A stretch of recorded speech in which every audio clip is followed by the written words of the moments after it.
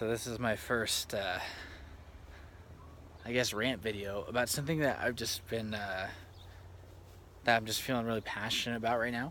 Um, so uh, I kind of help run activities at the UVU UX Club. So the university I go to, we have a UX design program, and from that, we have this club where we get together, and we're just putting together this UX design like workshop. I guess like career workshop where you can just get your portfolio critiqued. It was the first one, and it was going to be um, just a great time for just people to come by and to get their stuff critiqued. I won't talk about like what we did. Essentially, it was just showing each other our portfolios and just giving tips on what doesn't like make sense and stuff like that. But as we got talking, it just really made me think about the competitive nature of the industry. It's UX design is very competitive industry to break into, and it's only going to get more and more competitive. Dillion Winspear just made this great video where he was talking about what it took to get a job in UX, and he gave some great feedback. You know, it was anecdotally, he was talking about just how he was sifting through 30 designers that applied for a couple internship roles at the company he works for, Domo. And he said it right. It's going to get more competitive. It's going to get even harder. There's going to be more and more people in the industry. UVU is the only UX, like dedicated UX program in the state of Utah, where I'm from. But colleges are going to pick it up. There's going to be more UX programs, and I have a hunch that, well, one, I'm lucky because I got in early. I'm in the first cohort at the school. But two, I have a hunch that UX design might become like architecture, where you need to know people, you need to go to good programs and get a good traditional degree to work at these big companies, because with the demand not meeting the supply, because there's probably way more designers than a lot of these big tech companies are hiring. They're going to be more selective, and they're going to be demanding a college degree and that you have a background in that program. It's already the case most of the time. Most of these job sites, they ask for a bachelor's degree in any kind of design background. But eventually, they're going to be like bachelor's degree CS, UX design, because there's going to be more degree programs that follow it. I mean, that follow the trend, and they made a program that's dedicated to it. So yeah, that's my hunch. That's what my intuition tells me, that UX design is going to be like architecture. You have to know people, you have to have a top-notch portfolio, and you're going to have to just grind it harder than anyone else. It's not like development, and that's my slight disagreement with boot camps that do UX design programs, because I've been in this program for almost 3 years, and you can't learn that in 12 weeks. I think you can learn coding syntax in 12 weeks, enough to like start in a position, and there's a huge demand for developers. There's not enough of them. But when it comes to UX design, it's strategic thinking. Like, it's not like there's no way I gotta make sure this golden hour light stays, so I'm gonna walk further this way. But it's strategic thinking. The puck stops with the UX designer to make sure that the experience is good, because if they do a bad job designing the experience, it doesn't matter like what the developers do. Like, they execute on the designs you make, and if you drop the ball because you focus more on how pretty the interface was, you're going to cost the business money. You're not going to make the money, which is why they hired you. And that's why just a lot of people complain that a lot of the UX designers they hire aren't panning out. So it's going to get more competitive. That's the truth of it. Now, going to what I wanted to start this video, 5 minutes in, and you could stop right now, but just bear with me. I like to talk about just career development. You know, Chase Jarvis he talks about all the time about the 50% of the 50% of what you should of your time, like 50% of your time should be spent in the community, engaging with the community, networking, writing articles, just doing content marketing. And I'm going to adjust that for the UX designers. I guess analogy is that it's my intuition. It doesn't apply for everybody, but if you want to be competitive in this industry before it becomes like architecture and you have to be like the best to get a job, is you should be spending half your time, half your waking hours networking, working on LinkedIn, getting in the DMs on Twitter and LinkedIn and any other social network you use. And then 20% of your time, that's this times 10, should be spent in Sketch or like the tools of the trade, learning the execution stuff. But then the other 30% of the time is collaborating. I don't care if you're an introvert. Believe it or not, I'm an introvert. I just taught myself soft skills. I'll talk about that later.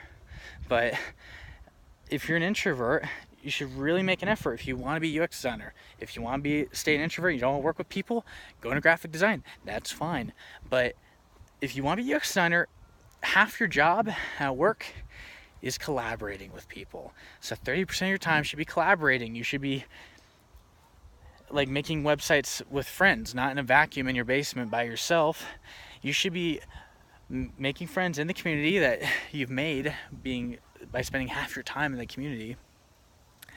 And I'm talking about like free time, the time you control. I'm not talking about jobs and stuff, but like half your free time should be spent doing that, and the rest should be spent collaborating and working in the tools of the trade. But the friends you find while networking, you collaborate and you do side projects and you freelance together and you work for free together. Because from what I've learned so far, I haven't been in the industry super long. Like, good designs happen when multiple hands touch it. And depends on the organization, but I think the lone designer has not thought everything through. So collaborate, and in your case studies, talk about how you work in teams and collaborate. But essentially it's this. A lot of people I meet complain about how oversaturated it is and how hard it is to get a job, and they're like, this is the sad truth. It's who you know. Yeah, you can only get jobs. It's sad, I know, but and it bums me out, but you have to know people to get a job. And I'm like, so? That's not a sad thing, that's a good thing. Because I think it's a lot easier and cheaper to go to a meetup and meet somebody and find a job than paying a ton of money to go to grad school and pay for tuition. Like, guys, it's free. Most meetups are free, and you're complaining about, it's about who you know. That's the best case scenario. You find a friend that works at a good company. You find someone that works at a good company and they like you and they give you first dibs on the job. 80% of jobs, I heard this somewhere, I might be wrong, you could correct me if I'm wrong, but like 80% of jobs are not listed on job sites. They're given to the network. So to be a part of the network, spend 50% of your time. But people complain about that. I have classmates who are complaining about how tough it is to get internships. I agree, it's tougher. In UX right now, it's easier to get job interviews than UX internships. But when I audit these guys' time, they're not they're not they're not doing what's in their control. And there's this concept called lead indicators. Like when you audit, like if something's not working, lead indicators is what you audit. It's the stuff you can control. I might not be the best designer in the world, but I could write. And so my case studies are very well articulated on my design decisions, and that's what's helped me get interviews and job offers and stuff like that. You know, so I could control how I present my case studies. But like, yeah, I'm not good at interviewing. I hear that a lot. I agree. I'm not that good at interviewing too. But whenever I get interviews scheduled, I sure as hell make sure to call my mentors and do mock interviews, and I'll spend hours preparing for an interview, just kind of preparing my answers, just doing mock job interviews in a safe, controlled environment, role plays. And Ramit Sethi talks about this a ton in his career advice, is just do mock interviews, get really good at negotiating. There's a great book called Getting Past No that you could read. It teaches you how to negotiate. People talk about, I just don't feel like my portfolio is good. Well, run it by some peers. Have them user test your portfolio. Like, have them go through your portfolio and mark like what doesn't make sense. You know, put like Y next to every paragraph in your portfolio that doesn't make sense. You know, if someone puts Y next to a paragraph and you can't articulate it, cut it out. Like, don't put stuff in your portfolio that doesn't make sense. It's user testing. I mean, people talk about like, well, I'm good at UX, but you're not doing UX for your own stuff. Your LinkedIn page sucks. Your portfolio sucks. And is that supposed to communicate to a hiring manager? You know, are they supposed to tune into universal karma and assume you're good at UX even though your portfolio doesn't really communicate to them that you are? Everything's in your control. There's really like nothing in your control. You give me an objection, like lack of knowledge, go network, find some people that you think know that what you don't know. And I mean, a lot of people are really nice, especially in the UX field. People are super helpful and nice. You can, this video is going really long, but I'm very passionate about this, and this is a lot faster than writing a Medium article. And my golden hour is going down there, so I'm going to just try to wrap this up. But whenever I have a fault of knowledge, I will find someone that knows what I don't know and what I want to know, and pick their brains. Not saying pick your brain, but I'll go be like, hey, I'll ask them a really good question in the DMs, or if I like their family friend, I'll be like, hey, I remember hearing you talk about this. Can I like get on the phone with you sometime? Or maybe you warm them up if they're a new person. You just message them and you just go back and forth, talk about books, you know, talk about design, talk about your families, get to know each other, warm up. Digital marketer has a very great methodology. If you're dating someone, think about like your significant other. You don't go and say like, hey, let's get married. You say, hey, let's get some coffee first. Oh, that was really fun. Let's go out to dinner. You need to warm them up. And then eventually you're like, dang, let's get married. But like really, like besides BYU, it's never that fast, right? So just you build that rapport and then ask them a really good question. And usually like they're willing to help, and you know, you get on the phone with them, set up phone appointments, and you could, instead of learning the hard way, just get the shared knowledge by asking them up front. I mean, anything. Like, look at what's in your control. Like, I just don't want to hear it anymore. It's competitive. Get over it. That's the current state of the industry. Figure out what you control, audit your time, stay up an extra hour or 2 hours, and make sure your portfolio is on point. You want to know how it's on point? UX. Test it on people. You want to see if your LinkedIn's on point? Answer some questions. Like, you want to know real fast if your LinkedIn's on point? Ask some really good questions in people's comment feeds. And, you know, LinkedIn will tell you if they looked at your profile. And if they looked at your profile and you hear nothing from them again, like they don't like your posts or they don't try to like connect with you, your LinkedIn's not on point and you need to work on it. That's user testing, that's user research. Like, you got to treat yourself as a business, as a brand, and freaking do good UX for yourself. You know, I mean, if you're really good at it, you should be good at presenting yourself. I mean, a lot of stuff's in your control. I think that's the great thing about UX, is it teaches you that a lot of things are in your control. Everything's one piece of content that you can make away from getting exposure. Everything is one conversation with a mentor away from making a career-defining move. Everything is one well-written case study for someone to understand who you are as a professional and want to hire you. And then also, above all, go long-term with relationships. If Cameron Mole actually just talked about this at the front conference, you know, build relationships with people before you need something. It's called peacetime relationship building. Just spend half your time on LinkedIn. That's really like that's a minimum effective dose for social media. Just go on LinkedIn and comment. My friend Jacob, what he does is he follows every person that has the title UX director, and he likes and comments on their stuff and DMs them.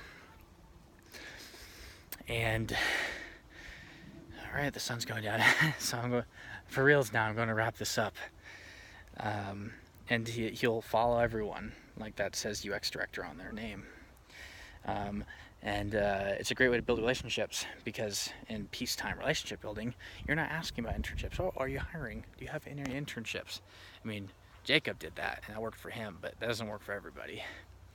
And just be like, hey, I just want to get to know you, and you chat, and you have really good conversations in the DMs, and then and you just give, and you provide value to them by like asking them good questions, stroking their ego, because everyone loves to talk about themselves and give and share their knowledge and help, especially in this field. UX designers are the nicest guys. I'm biased, but they are the nicest guys. And then just down the line, they'll just naturally be like, hey, are you looking for something? You know, my friend's hiring, and I thought about you. You know, you did a good job if you didn't even have to bring up that you're looking for a job. When they offer you like the inside scoop on a potential position that hasn't been like posted on the job sites yet, like, you've done a good job. So just give, do everything in your power, make sure everything's on point. You know, give up your weekends, give up your evenings, and let this obsess you that everything's within your control. And then just, you know, build relationships with people, spend half your time on social media, and you'll be good. If you made it this far, thank you for watching this video. This is my first one where I just kind of rant. Let me know what you think of it, if you think it's ridiculous. You can't argue about the lighting though. This is pretty good lighting, like golden hour. Like, I mean, I was pretty like intentional about doing this rant right now when the lighting was good. But yeah, just let me know if you agree or disagree. If you made it this far, I'm probably getting 0 comments right now because no one's watching. But yeah, that's my 2 cents.